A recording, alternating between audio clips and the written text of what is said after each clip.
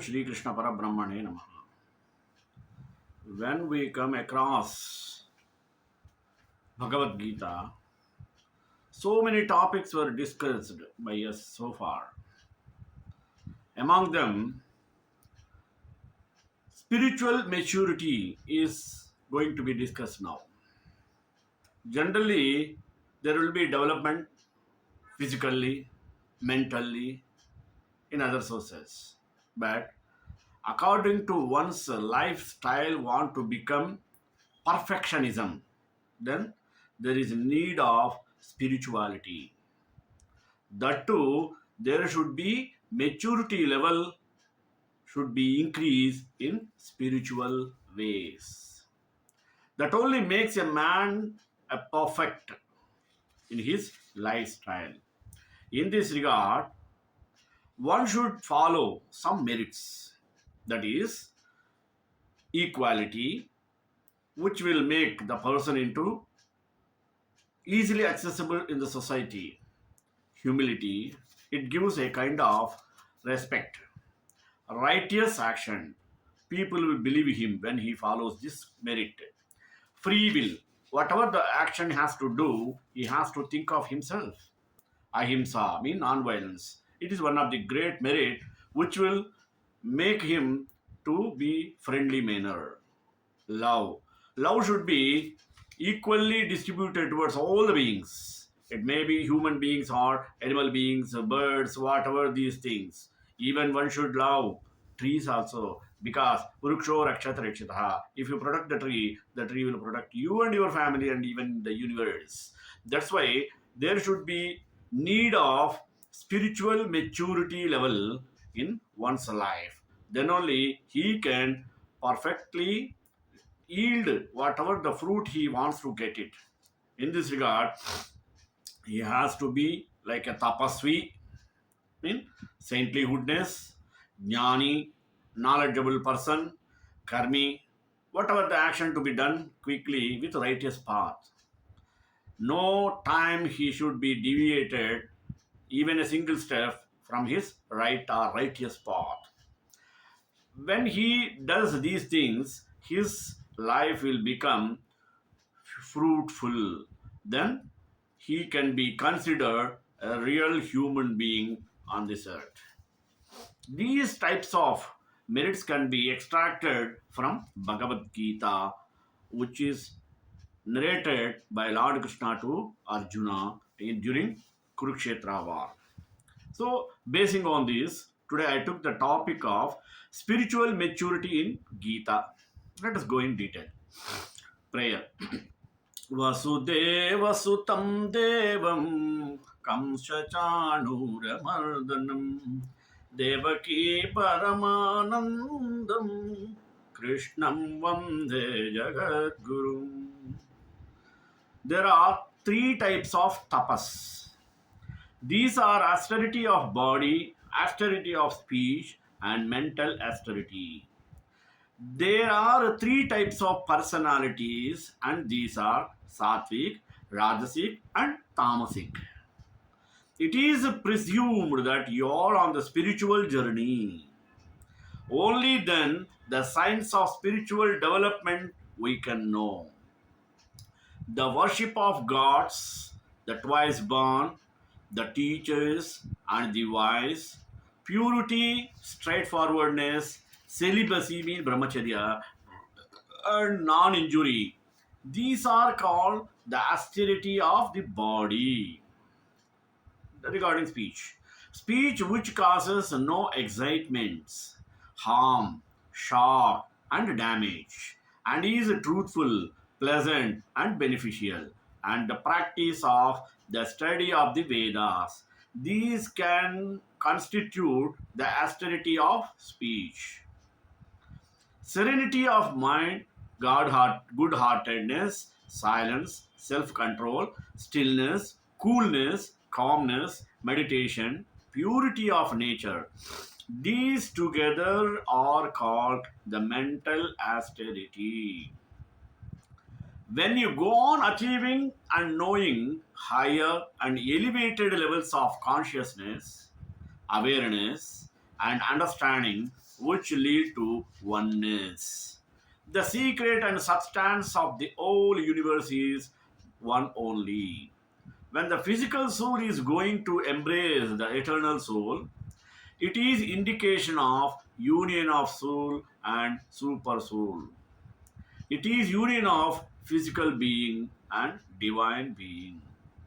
When one reaches higher levels of tapas, of body, mind, and speech, as stated above, then it is a sign of perfection.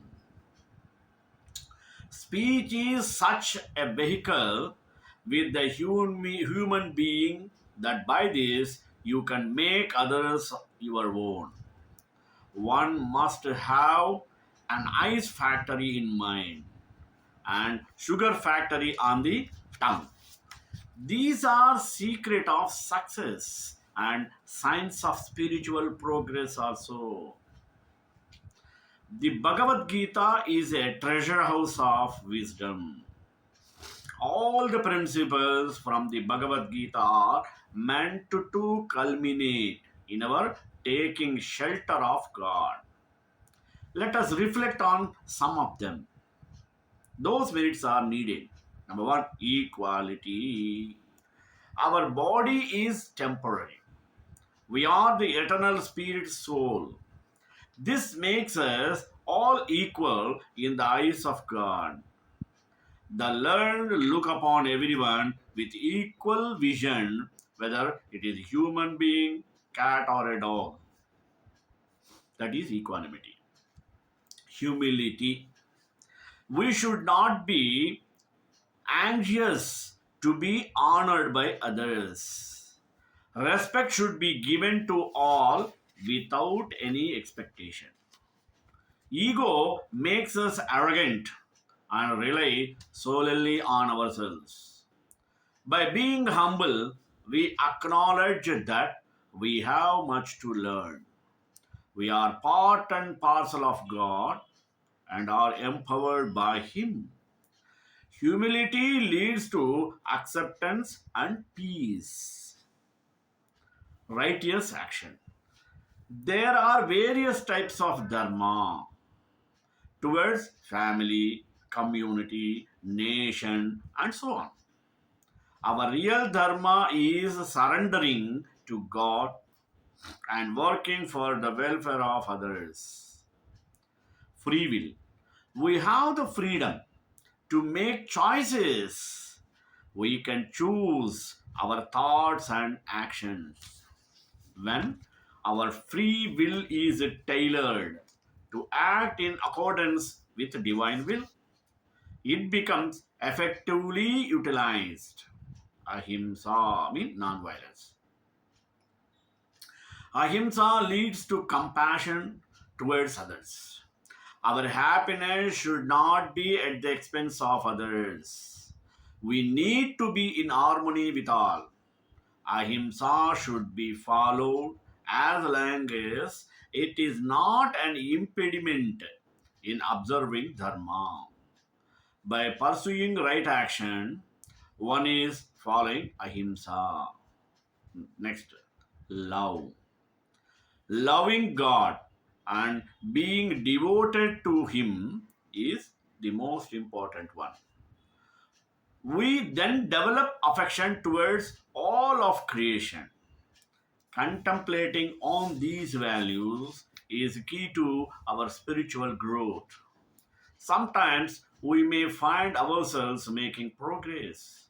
Other times we may find that we are going back a few steps instead of advancing.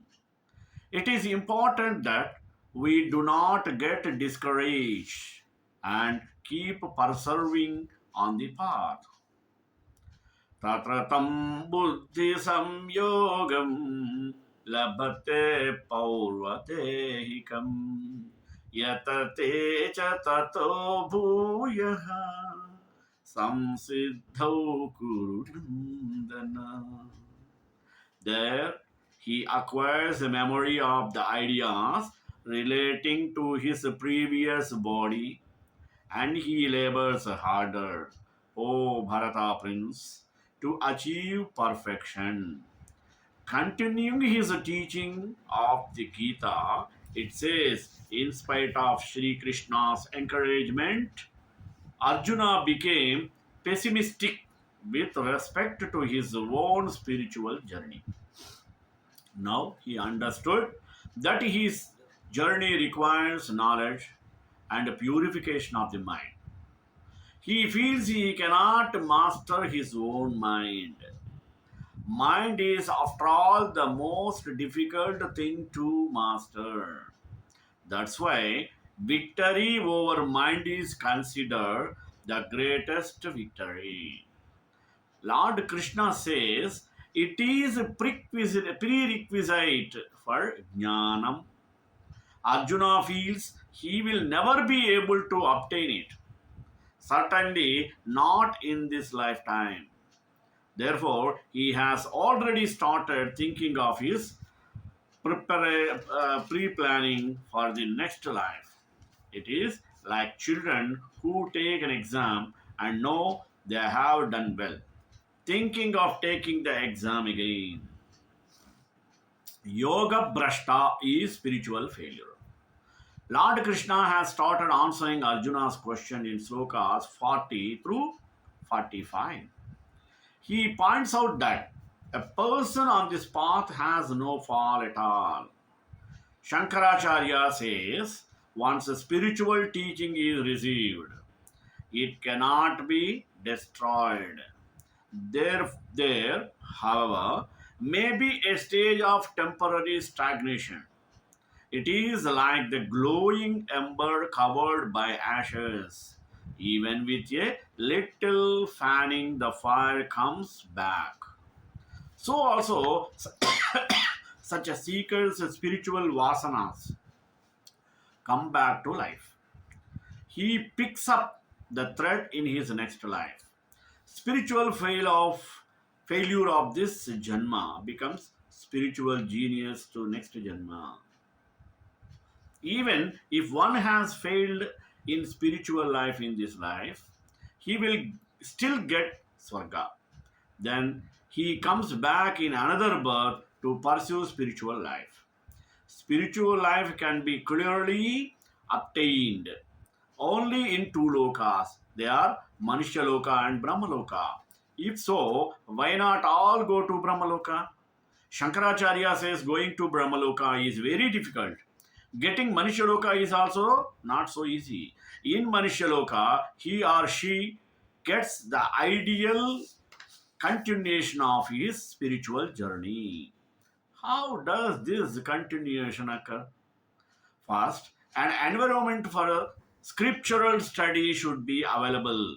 Second, one should possess an interest in such a study. Yoga Brashta will have both in next life the environment and inclination. In that ideal environment, the spiritual inclination arrives early in a Yoga Brashta. Swamiji says any genius in any field means music, science, art was a Brashta in his previous life. At death, Jiva takes Purva Vasanas with it to next birth. His inclination towards materialistic world is less. He cannot explain his own inclination other than attribute to his Purva Janma Vasana. Once he has the inclination, he can't take this new life for granted. He has to use his free will to promote spirituality. This inclination has to be nourished. Therefore, the Yoga Brashta strives more and more in this new life. Due to his vasanas, his effort is considerably reduced. Success of his spiritual journey is assured even with lesser effort.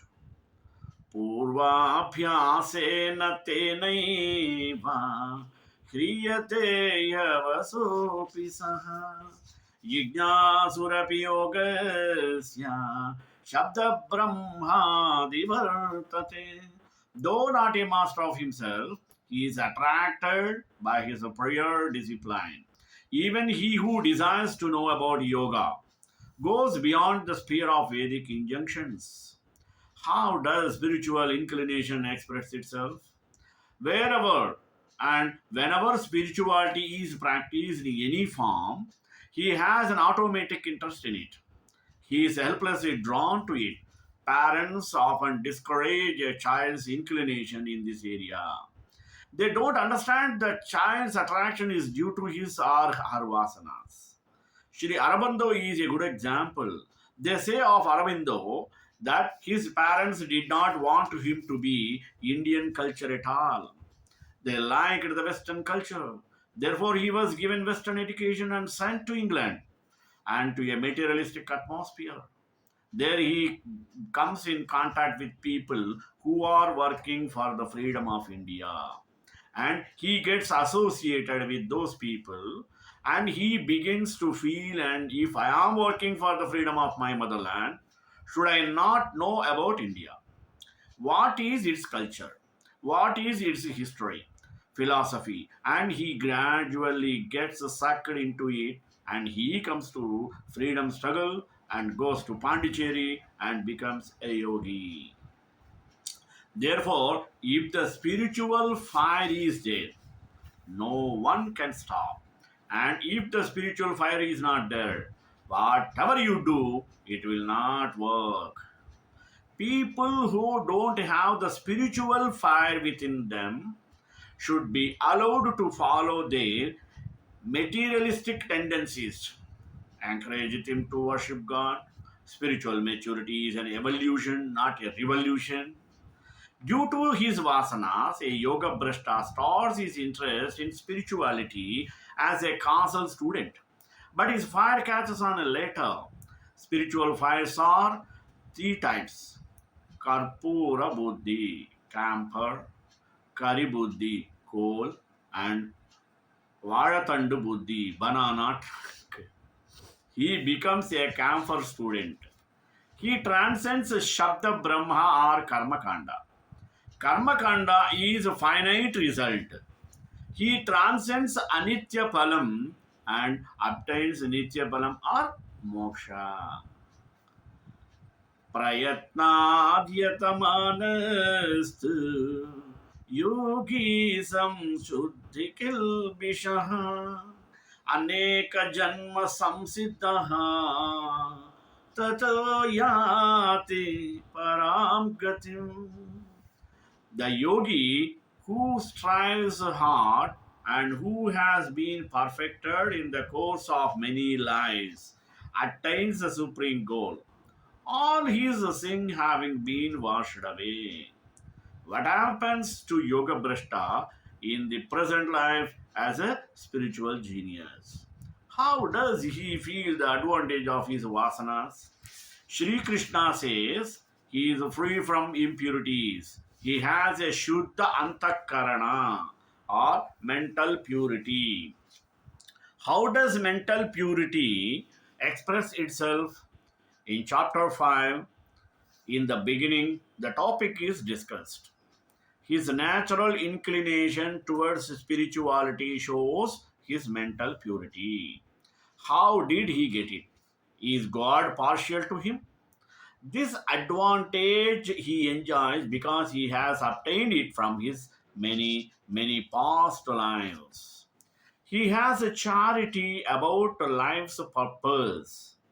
He is not hoodwinked by materialistic goals. Therefore, being an evolved person, he requires very limited effort in this life.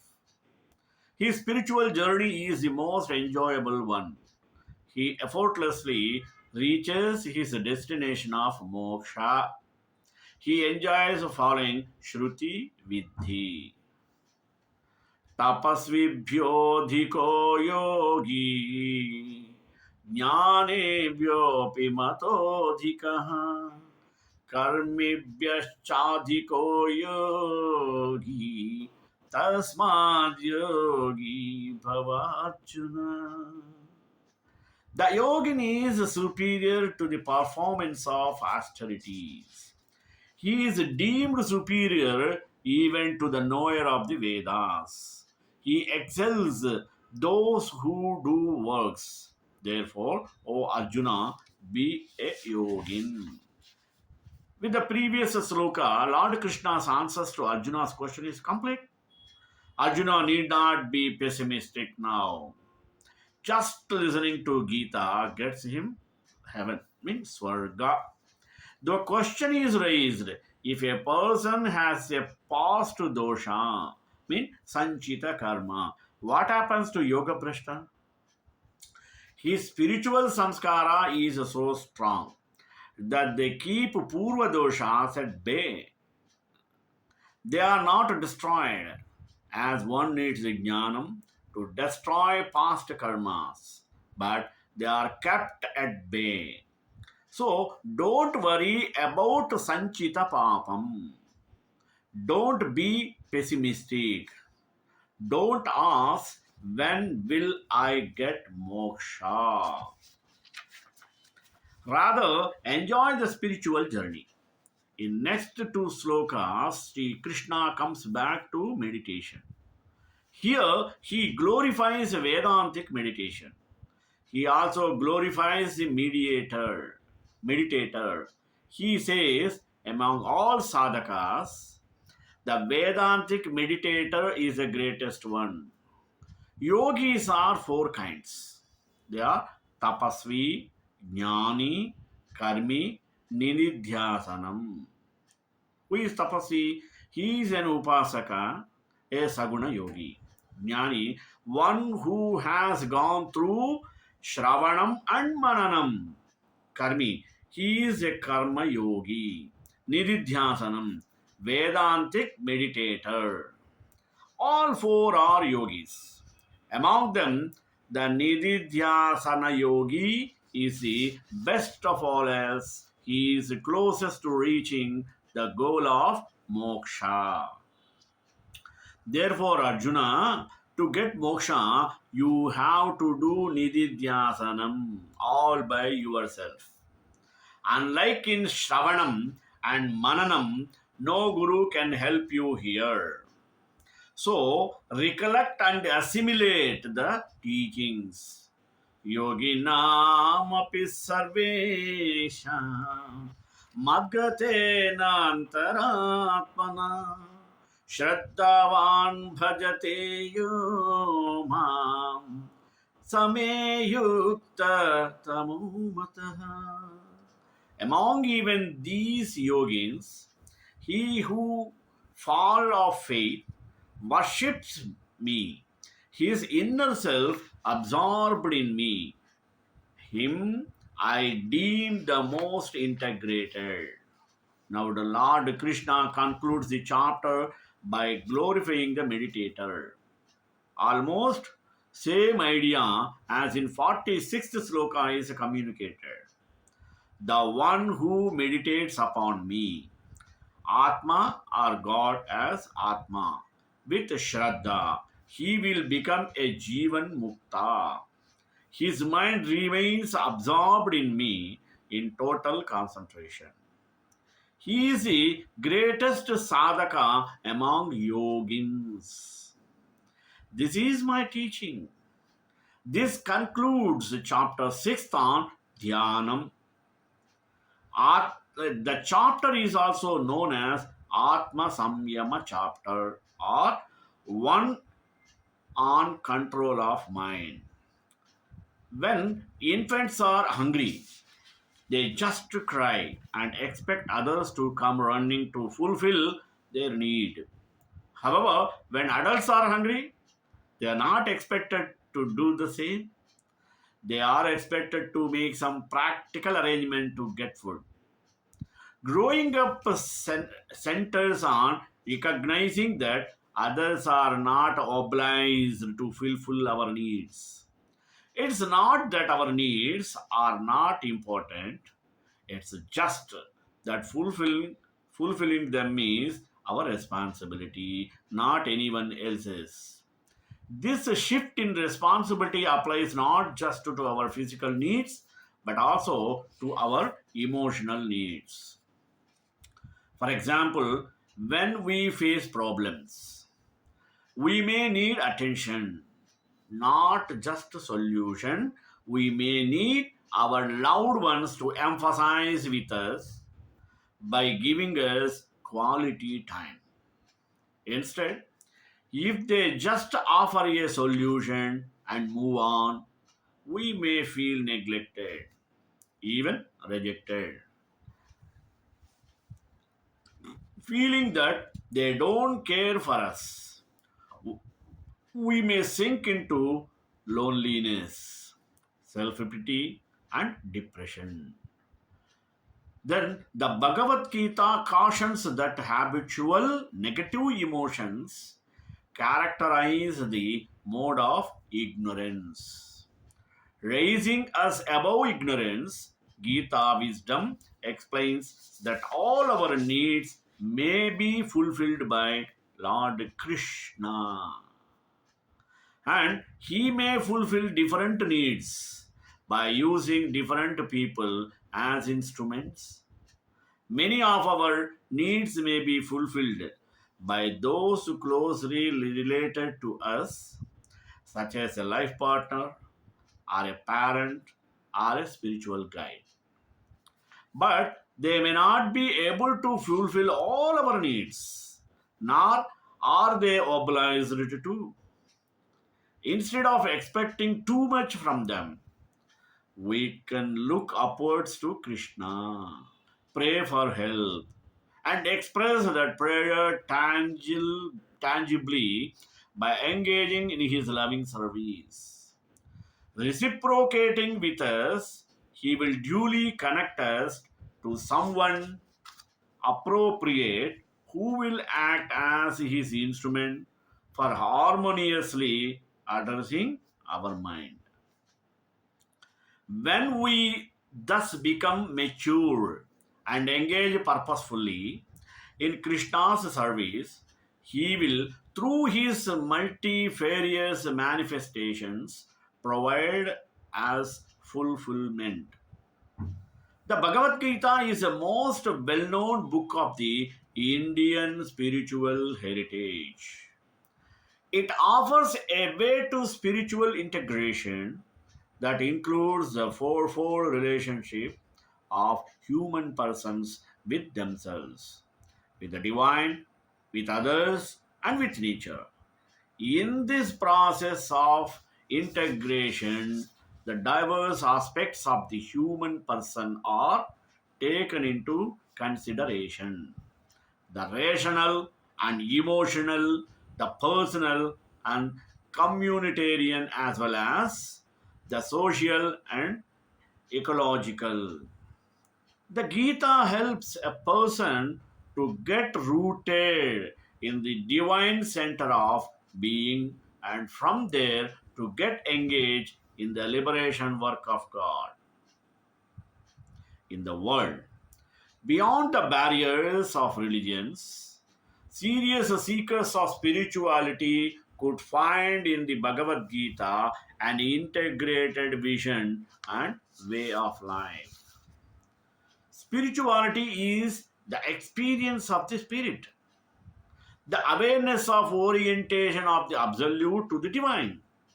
Spirituality unfolds the divine depth of reality and gives ultimate orientation to life.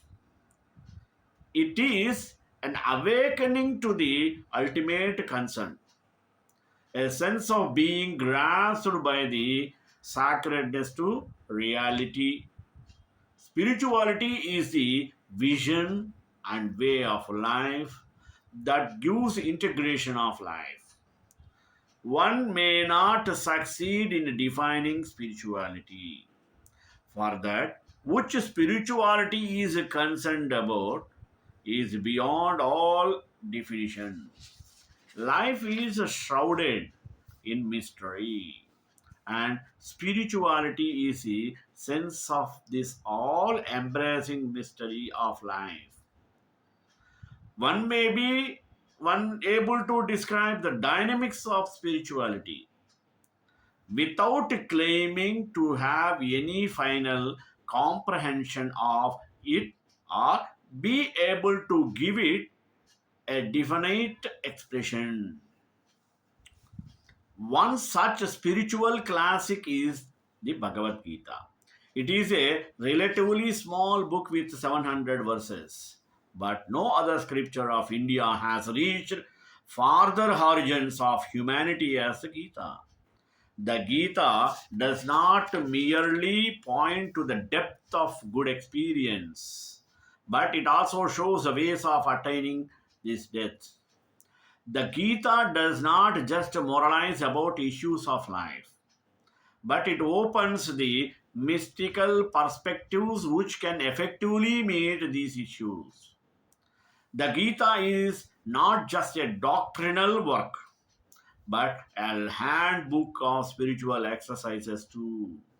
It has been a spiritual guide for thousands of seekers for the past 23 centuries.